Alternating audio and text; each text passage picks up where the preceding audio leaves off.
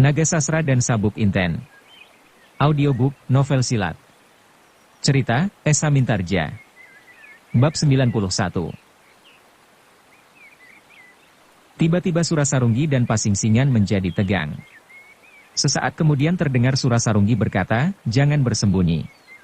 "Siapakah kau?" "Mahesa Jenar, Pandan Alas, Titis Anganten atau Suradipayana?" Mendengar nama-nama itu, tergetarlah dada orang Banyu Biru. Mantingan dan kawan-kawannya. Bahkan Widuri terpekik kecil, "Ayah barangkali?" Tetapi tak ada jawaban. Karena itu kembali Mantingan dan kawan-kawannya menjadi tegang. Seperti Surasarunggi dan Pasingsingan pun bertambah tegang. Mahesa Jenar, sahabatnya yang berhasil membunuh Nagapasa, Pandan Alas atau orang-orang lain pasti tidak akan membiarkan anak-anak mereka, atau sahabat-sahabat mereka itu menjadi ketakutan. Mereka pasti akan segera menampakkan diri.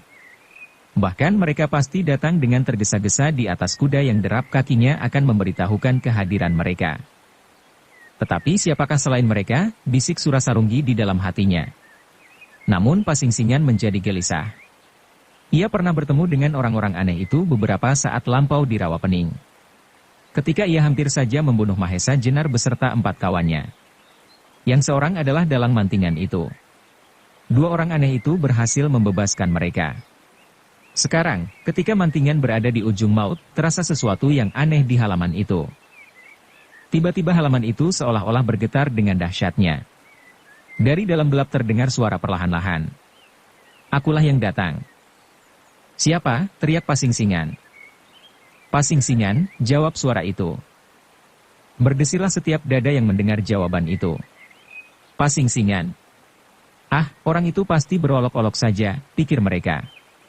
Namun suara itu bergulung-gulung di dalam perut, seperti suara Pasingsingan.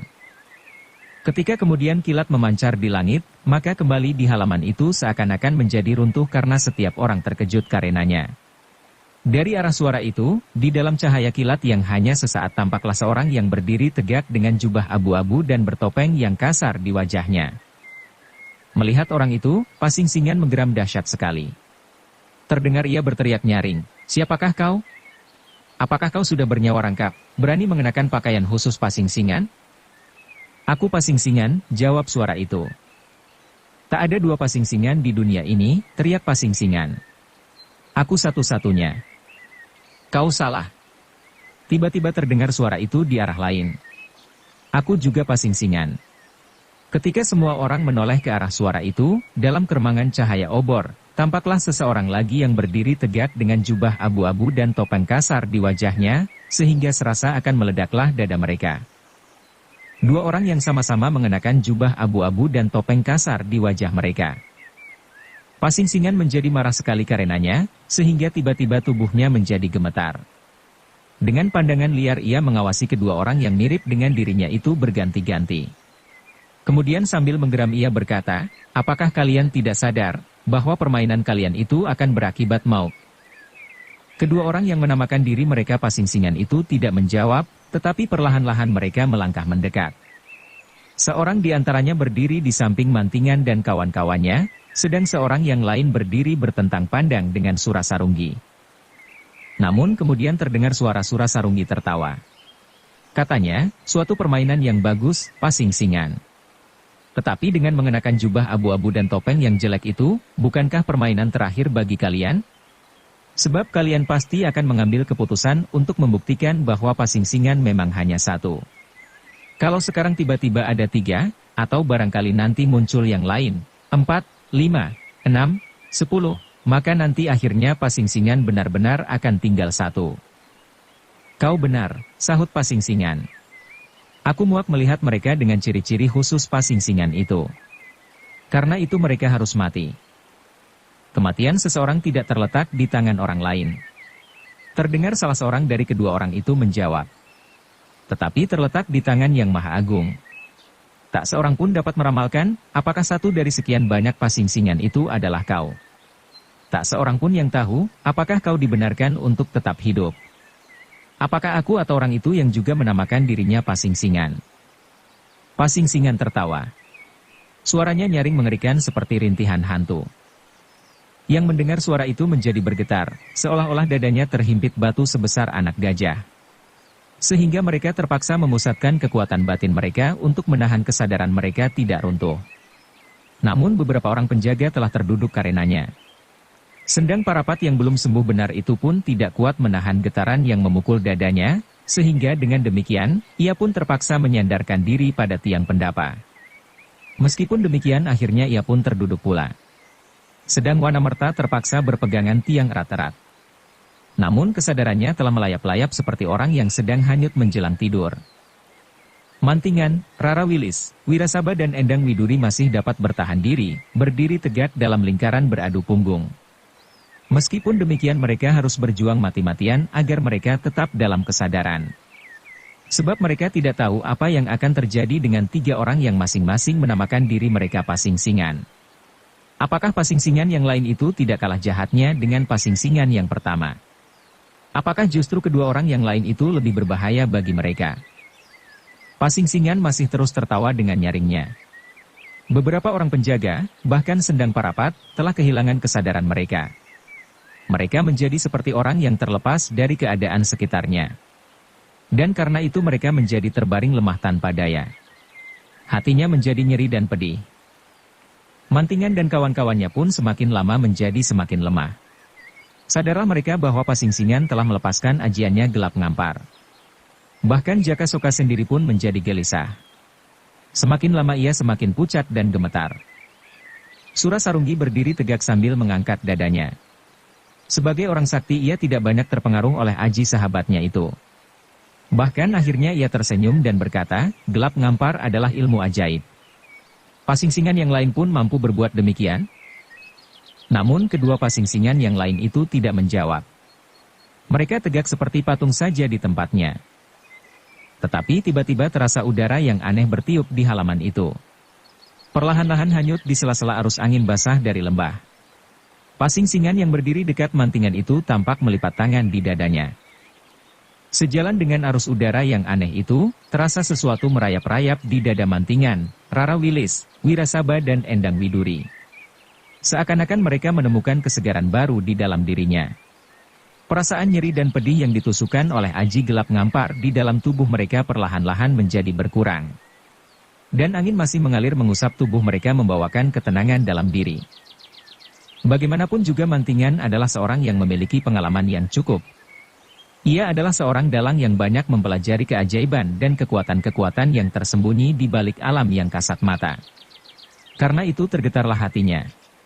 Sehingga tak sesadarnya ia berbisik, alangkah dahsyatnya pertempuran ilmu dari orang-orang sakti.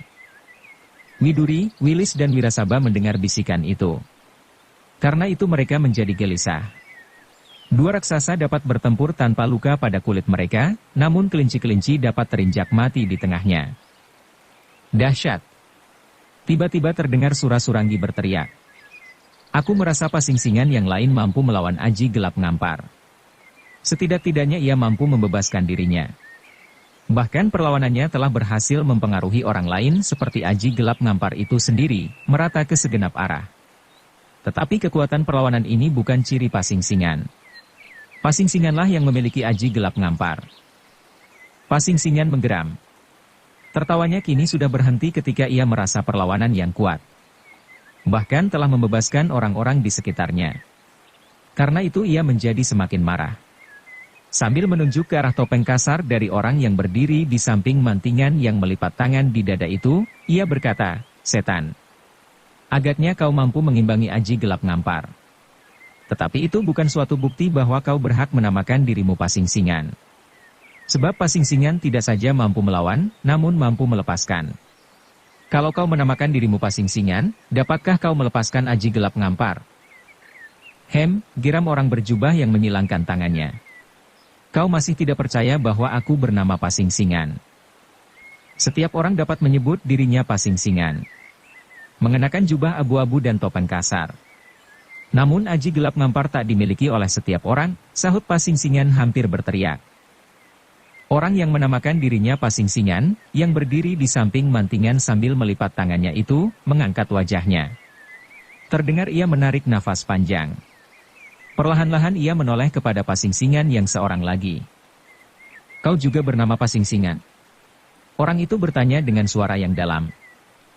Akulah Pasingsingan itu, jawab orang itu. Pasingsingan menjadi semakin marah. Katanya lantang, aku tidak peduli apakah kau menyebut dirimu Pasingsingan atau setan belang. Tetapi selama kau tak mampu menunjukkan ciri-ciri Pasingsingan, maka kau hanya akan ditertawakan orang sebelum kau terbunuh olehku. Namun Surasarunggi terpaksa berpikir. Orang-orang itu berhasil membebaskan dirinya dari pengaruh gelap ngampar, sehingga dengan demikian orang-orang itu bukanlah kelinci-kelinci seperti Mantingan, Rara Wilis, Wirasaba dan Widuri. Apalagi Wanamerta dan Sendang Parapat yang kini benar-benar seperti orang yang tak tahu keadaan diri. Aji gelap ngampar adalah aji yang dahsyat, kata orang yang berjubah abu-abu yang berdiri di sebelah Surasarunggi itu. Tetapi aji gelap ngampar adalah aji yang kurang sempurna. Aji yang tak akan dapat dipergunakan dalam pertempuran besar, di mana dalam pertempuran itu terdapat kawan dan lawan. Sebab demikian aji itu dilontarkan, maka tidak saja lawan-lawan kita yang terbunuh, namun kawan sendiri pun akan menderita karenanya. Jangan mencoba mengajari aku, bentak Pasingsingan Guru Lawa Ijo, apapun yang terjadi, namun gelap ngampar benar-benar ditakuti orang. Pasingsingan yang berdiri di samping Mantingan itu tertawa, Kisanak yang menamakan diri Pasingsingan, apa yang dapat kau lakukan dengan gelap ngampar sekarang ini? Kalau kau akan membunuh aku, misalnya, dapatkah kau pergunakan gelap ngampar? Dengan aji itu, kau hanya mampu membunuh orang-orang ini, yang berkerumun ketakutan melihat topeng-topeng kita yang kasar. Kembali Pasingsingan menggeram dahsyat sekali. Jangan banyak bicara. Aku berkata tentang kebenaran dan kenyataan tentang Pasingsingan. Pasingsingan yang berdiri di samping Surasarunggi itu bertawa terkekeh-kekeh di balik topengnya yang jelek, jawabnya, kau mengigau tentang kebenaran dan kenyataan Pasingsingan? Aku tidak tahu kebenaran dan kenyataan yang kau maksudkan. Bahkan cara berpikir yang demikian itulah yang menyebabkan dunia ini selalu bergoncang. Kebenaran yang terpancar dari kedengkian diri serta kenyataan yang ditabiri oleh pamrih dan nafsu. Kalau setiap orang berpikir demikian, tak ada ukuran tata pergaulan manusia. Kebenaran akan bertentangan dengan kebenaran yang lain, menurut kepentingan diri sendiri. Potong Pasingsingan, tak ada orang yang berbuat sesuatu tanpa pamrih. Dunia ini terbentang di hadapan kita untuk kita nikmati. Kalau kita tidak berbuat sesuatu adalah salah kita sendiri. Karena itu sudah sewajarnya kalau kita teguk airnya sepuas-puasnya, dan kita makan pala gumantung dan pala kependem sekenyang-kenyangnya. Nah, aku sekarang sedang menikmati pala keduanya kini. Jangan melintang di jalan yang akan aku lewati. Aku sedang mendaki puncak kebesaran. Apakah kau kira kenikmatan dan kebesaran hanya dapat dimiliki oleh seseorang? Aku pun berhak. Dan agaknya kau pun sedang berusaha. Apa yang sedang kau usahakan, hanya Pasingsingan yang berdiri di samping Mantingan. Jangan berpura-pura, jawab Pasingsingan. Desah orang yang berdiri di sebelah Surasarunggi. Apakah kau sedang mencari Kiai Nagasasra dan Kiai Sabuk Inten? Bukankah kau juga sedang mencarinya, potong Pasingsingan? Apakah yang kalian perdebatkan, sahut Pasingsingan yang berdiri di samping Mantingan. Kiai Nagasasra dan Sabuk Inten? Kalau itu yang kau cari, tak akan kau ketemukan di sini. Kalau itu yang dimaksud dengan kebesaran yang setiap orang berhak menikmatinya, bukankah dengan demikian kau bermaksud merajai Demak? Apa pedulimu, bentak Pasingsingan yang berjubah abu-abu, Guru Lawa Ijo. Orang bertopeng di samping Surasarunggi itu berkata pula, kalau keris-keris yang kau kehendaki, mengapa kau berbuat hal yang aneh-aneh? Mengapa kau akan membunuh orang-orang ini? Mereka menghalangi maksudku, seperti kau, jawab Pasingsingan. Kalau seseorang berusaha menemukan keris Nagasasra dan Sabuk Inten untuk diserahkan kepada yang berhak, kau berusaha untuk dirimu sendiri. Adakah kita akan berpihak padamu? Tanya Pasingsingan di samping Mantingan. Jangan merintangi aku. Guru Lawa Ijo hampir berteriak, atau kau akan tergilas roda perjuanganku. Mati tanpa arti? Kebesaran yang akan kau dapatkan itu tak akan berarti bagiku, bagi orang-orang ini dan bagi Kaula Demak.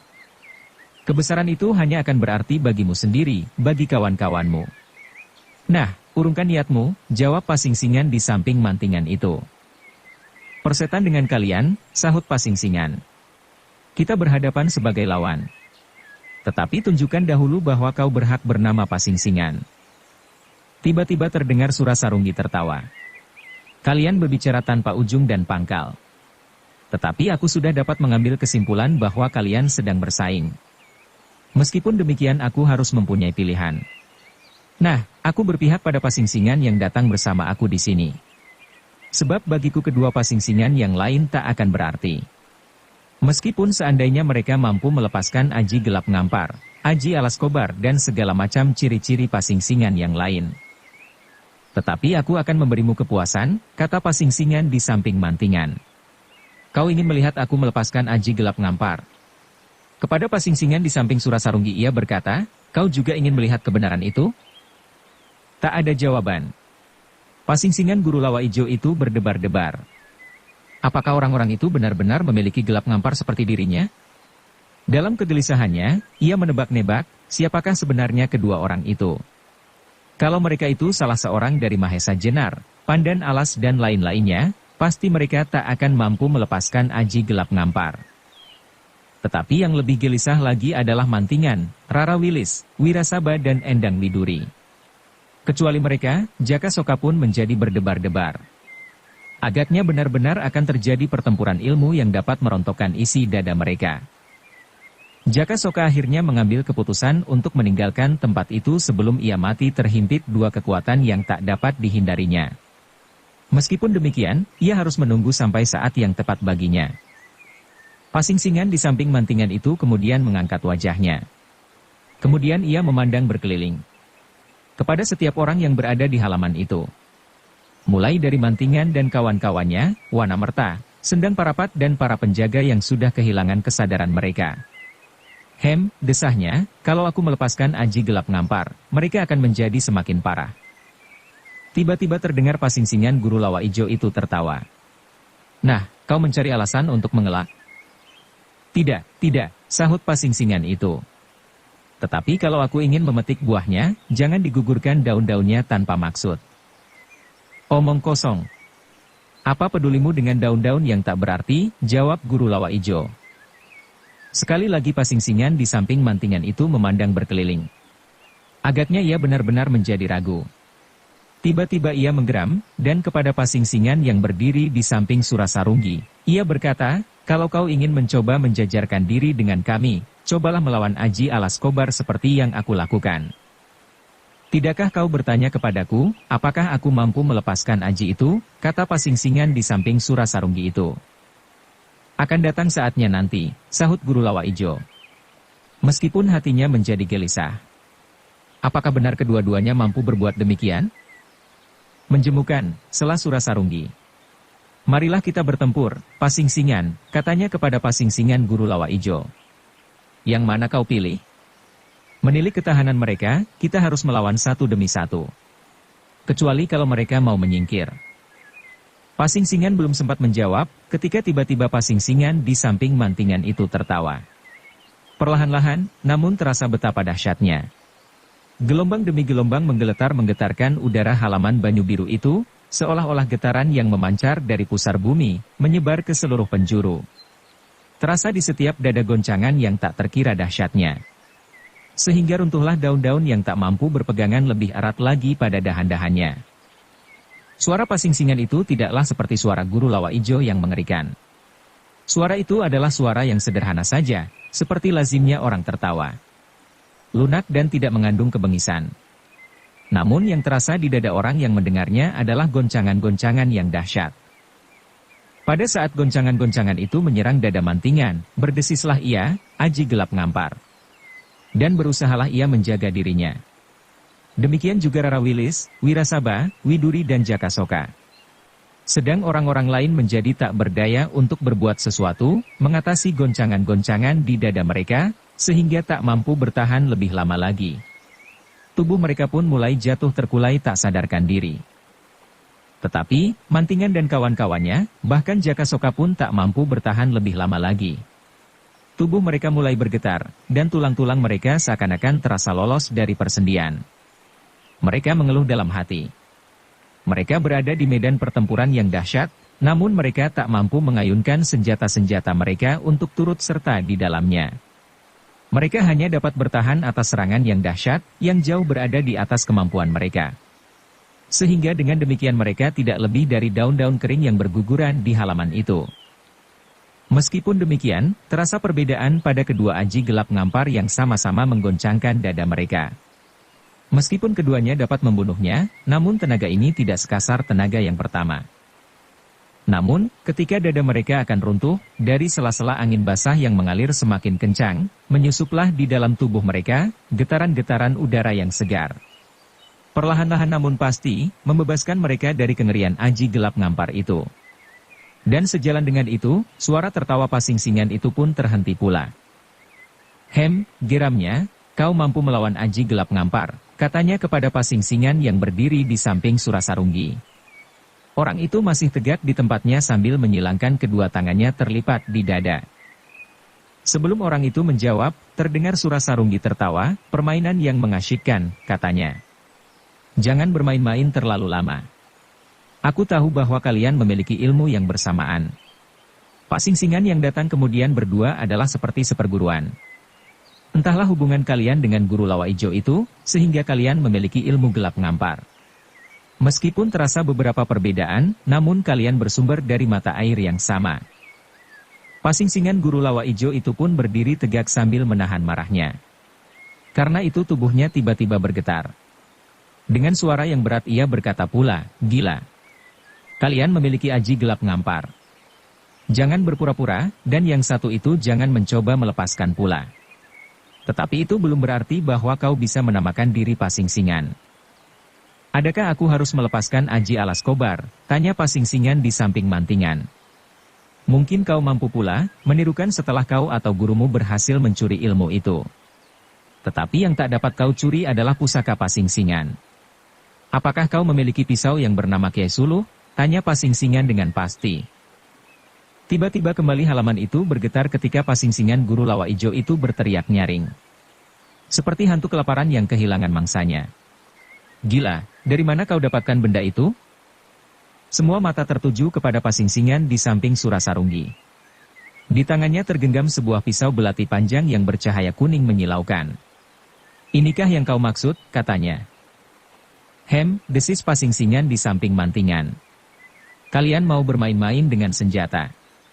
Ia tidak berkata lebih lanjut, namun ia pun kemudian mencabut sebuah pisau belati yang mirip benar dengan pisau belati pasing-singan yang lain itu. Pasing-singan guru lawa ijo menjadi semakin marah. Darahnya serasa mendidih di dalam rongga dadanya. Karena itu tanpa disengaja, tiba-tiba tangannya pun telah menarik pusakanya. Sebuah belati panjang yang berkilau. Kini ketiga orang yang menamakan diri pasing-singan itu masing-masing telah menggenggam senjata yang serupa. Senjata yang selama ini menjadi ciri pasing-singan. Pusaka yang ampuh luar biasa. Namun tiba-tiba pasing-singan yang selama ini merasa tiada duanya, menjadi heran, marah dan bingung, ketika ada dua orang yang menamakan diri pasing-singan, serta memiliki beberapa ciri kekhususannya aji gelap ngampar serta pisau belati panjang yang kuning berkilauan. Dengan suara yang bergetar guru lawa ijo itu berkata, setan. Kalian dapat membuat senjata yang serupa dengan senjata ini. Tetapi ada lagi satu senjata pasing-singan yang tak dapat dibuat oleh empu yang bagaimanapun saktinya. Senjata yang diberikan oleh alam kepadaku. Adakah kalian mempunyai akik yang berwarna merah menyala dan bernama kelabang sajuta? Untuk sesaat halaman itu menjadi hening sepi. Angin lembah semakin lama semakin kencang. Dan awan yang kelabu menjadi bertambah tebal tergantung di langit. Sekali-kali guntur bergelegar di kejauhan, memukul-mukul tebing dan pecah menggema di seluruh relung-relung pegunungan. Sinar-sinar api memancar di udara seperti ular gundala raksasa yang meloncat-loncat di langit. Menurut cerita yang menjalar dari mulut ke mulut, di langit pada saat itu sedang terjadi pertempuran antara ular gundala seta, senjata Wisnu yang sedang menyelamatkan bumi dari keangkara murkaan, melawan ular gundala wereng, senjata kala yang sedang berusaha menghancurkan bumi karena ketamakannya. Tetapi pada saat itu, di halaman Banyu Biru itu pun sedang berhadapan dua kekuatan raksasa. Pasing-singan guru lawa ijo dan Surasarunggi di satu pihak, dan dua orang pasing-singan di pihak lain. Mereka sedang tegak dengan tegangnya dalam pendirian masing-masing. Ketika kedua orang pasing-singan itu belum juga berkata sepatah kata pun, guru lawa ijo itu tertawa pendek. Katanya, apa katamu tentang akik kelabang sayuta hadiah alam kepada pasing-singan? Tiba-tiba Pasingsingan di samping mantingan itu menjawab, kalau kau dapat menunjukkan bahwa kau memiliki akik kelabang sayuta, aku pun akan membuktikan pula bahwa sebagai Pasingsingan, aku memiliki ciri-ciri yang lengkap seperti katamu. Mendengar jawaban itu, hati Pasingsingan berdesir. Ketika ia meraba jari-jarinya, ia menjadi berdebar-debar. Namun katanya kemudian, akik itu sudah aku berikan kepada muridku Lawa Ijo. Sesaat sebelum ia mati, diberikannya akik itu kepada Endang Widuri. Desis Pasingsingan di samping Surasarunggi. Kau sedang mengarang sebuah ceritera. Bertanyalah kepada Endang Widuri. Pasingsingan itu menegaskan. Pasingsingan di samping mantingan itu menoleh kepada Endang Widuri. Kemudian ia berkata, ciri Pasingsingan hanya melekat pada tubuh Pasingsingan. Tak ada ciri-ciri yang lain, apalagi yang dimiliki oleh orang lain. Aku dapat menyebut lebih dari 1000 macam pusaka-pusaka ciri yang lain yang tak ada padaku. Darah Pasingsingan bertambah bergelora di jantungnya. Sambil berteriak ia memaki-maki, setan, iblis, tetekan. Tetapi akik kelabang sayuta itu milikku. Aku tidak bertanya siapakah yang mula-mula memiliki, bantah Pasingsingan di samping mantingan. Tetapi akik itu sekarang tidak ada padamu, tidak ada padaku, dan tidak ada pada Pasingsingan yang seorang itu lagi. Pasingsingan di samping Surasarunggi tertawa pendek, katanya, sudahlah Kisanak yang menamakan diri Pasingsingan, yang madeg guru di Mentao. Jangan terlalu banyak persoalkan di antara kita kini. Diam, bentak Pasingsingan guru Lawa Ijo. Aku beri kau waktu sepemakan sirih. Tinggalkan halaman ini. Jangan campuri urusanku. Bukan demikian adat yang pernah kau lakukan, sahut Pasingsingan di samping mantingan, kalau kau yakin dapat membunuh kami, kau tak akan melepaskan lagi. Dengan demikian, maka sekarang kau tak yakin akan kemenanganmu. Karena itu, bukankah lebih baik kita berbicara sebagai manusia terhadap manusia? Bukan sebagai hantu-hantu yang berkeliaran dari satu kuburan ke lain kuburan, mencari mayat. Benar-benar suatu penghinaan, geram Surasarunggi.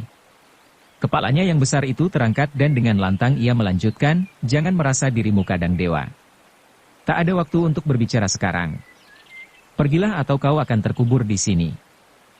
Jangan begitu Kisanak, jawab Pasingsingan di samping Surasarunggi. Penyelesaian dengan pengertian, jauh lebih baik daripada penyelesaian dengan tetesan darah dari tubuh kita. Sebab dengan demikian, kita akan dikejar oleh rasa dendam yang tiada akan habis-habisnya. Dendam yang akan dibalas dengan dendam. Dengan demikian maka sepanjang umur kita tidak akan dapat menikmati ketenangan. Pengecut, potong Pasingsingan dari Mentao. Aku adalah laki-laki. Di tanganku telah tergenggam pusakaku Kiai Suluh. Karena itu kau tak ada kesempatan lagi untuk kedua kalinya, setelah kau menolak kesempatan yang pertama. Jangan, jawab Pasingsingan di samping mantingan, kita masing-masing mempunyai kesempatan yang sama. Jangan mengancam dan menakut-nakuti. Aku ulangi, marilah kita berbicara sebagai manusia dengan manusia. Kita berbicara tanpa tabir di wajah kita. Kita bicara antara hati kita yang dilambari dengan kejujuran pada diri kita masing-masing, betapa hitamnya noda-noda yang melekat pada tubuh kita masing-masing. Mendengar kata-kata itu, tiba-tiba Pasingsingan dari Mentaop itu menggigil. Ia menjadi curiga. Sejak orang yang menamakan diri Pasingsingan itu mampu melepaskan gelap ngampar, hatinya telah bergetar. Kini kata-kata itu menambah keyakinannya bahwa ia telah mengenal kedua orang itu. Meskipun demikian, ia masih mencoba untuk meyakinkan, apakah dugaannya itu benar. Maka katanya, apakah alasanmu? Apakah untungnya kita berbicara dari hati ke hati? Pasingsingan di samping mantingan menarik nafas, katanya, bagaimanapun kotornya hati kita, namun kita adalah manusia. Kita memiliki hari-hari lampau dan hari-hari mendatang. Kita memiliki hari-hari yang cemerlang, namun kita memiliki juga hari-hari yang suram.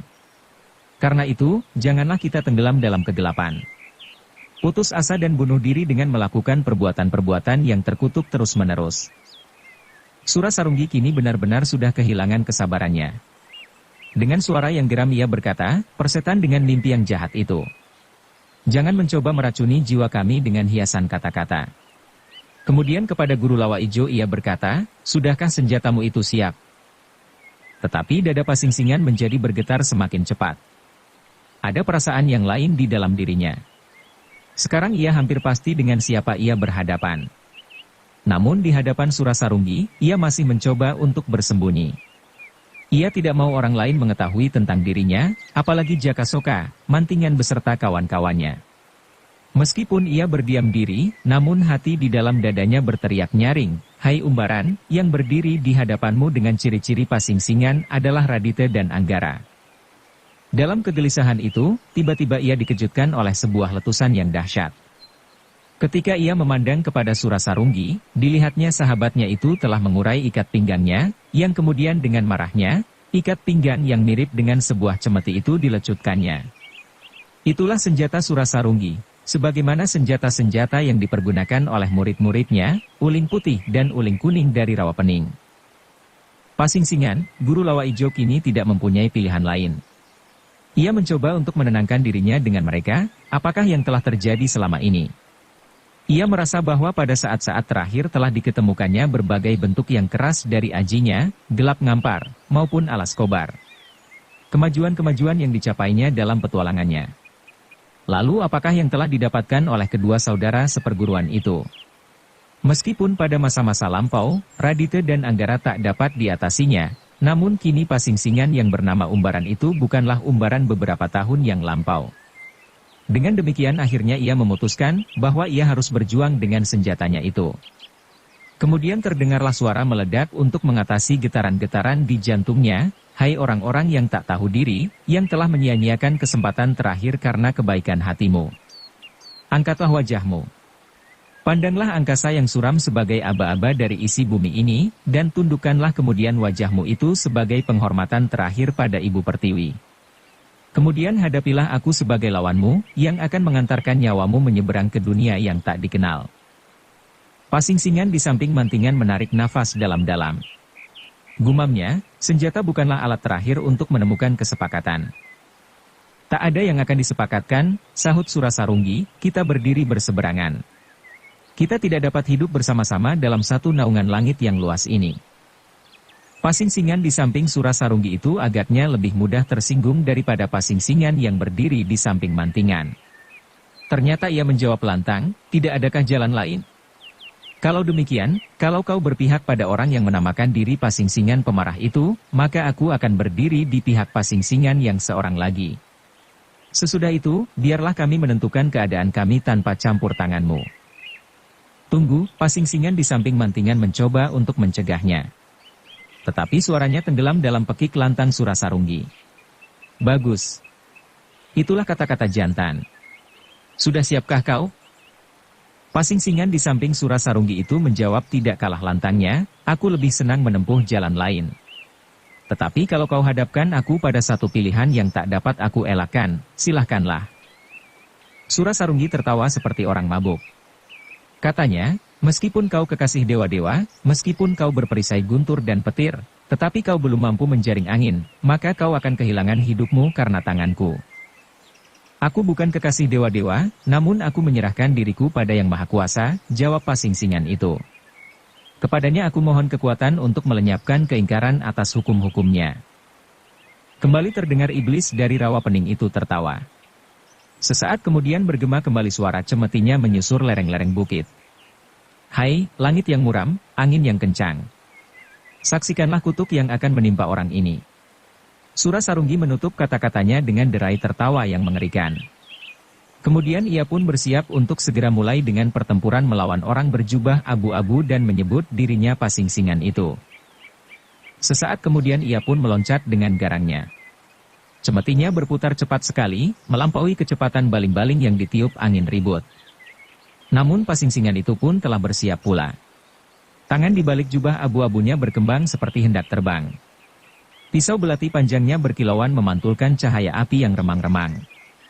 Demikianlah, mereka tenggelam dalam satu perkelahian yang dahsyat. Surasarunggi, iblis dari Rawapening itu bertempur seperti angin topan. Ia meloncat-loncat dengan dahsyatnya mengelilingi lawannya, dan menyerangnya dari segenap penjuru. Namun pasing-singan itu pun tidak membiarkan dirinya tersekat dalam lingkaran cemeti lawannya. Dengan tangkasnya ia melontarkan dirinya, sekali-kali memotong serangan lawannya. Dan bahkan kadang-kadang ia tegak menghadapi topan seperti bukit telamaya yang tak tergoyahkan oleh angin dan badai. Mantingan, Rara Wilis, Wirasaba dan Widuri memandang perkelahian itu dengan mulut ternganga. Kedahsyatan ilmu mereka telah menggemparkan dada masing-masing. Demikian sengitnya perkelahian itu, sehingga akhirnya yang tampak di mata mereka hanyalah bayang-bayang hitam yang berputar-putar seperti angin pusaran. Jaka Soka tak luput pula dari perasaan itu. Heran dan berdebar-debar. Meskipun demikian ia masih ingat akan keselamatan diri. Sehingga dengan diam-diam ia mencari kemungkinan, kemana ia harus melarikan diri. Sebab apabila pasing-singan yang sepasang itu terlibat pula dalam pertempuran, serta apabila kemudian Mantingan dan kawan-kawannya telah berhasil menguasai diri mereka, bersama-sama menyerangnya, maka sulitlah baginya untuk bertahan. Padahal ia masih ingin menikmati kebesaran sebagai pimpinan bajak laut yang disegani. Jaka Soka tidak peduli lagi apa yang akan terjadi dengan golongan hitam yang lain.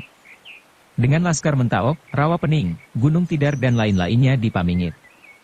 Karena itu selama ia masih mendapat kemungkinan, ia harus menyingkir dari halaman itu. Sementara itu Pasing-singan Guru Lawa Ijo telah mempersiapkan dirinya pula. Ia melihat betapa sahabatnya telah terlibat dalam suatu pertempuran yang menentukan. Karena itu ia menggeram dengan marahnya, lihatlah betapa orang yang berani menyebut dirinya Pasing-singan itu akan hancur lumat oleh cemeti Surasarunggi. Pasing-singan yang berdiri di samping Mantingan masih berdiam diri, meskipun ia mengikuti pertempuran itu dengan seksama. Namun tak ada tanda-tanda padanya, bahwa ia pun akan segera mulai bertempur. Tetapi justru karena itulah maka Guru Lawa Ijo itu menjadi semakin gelisah.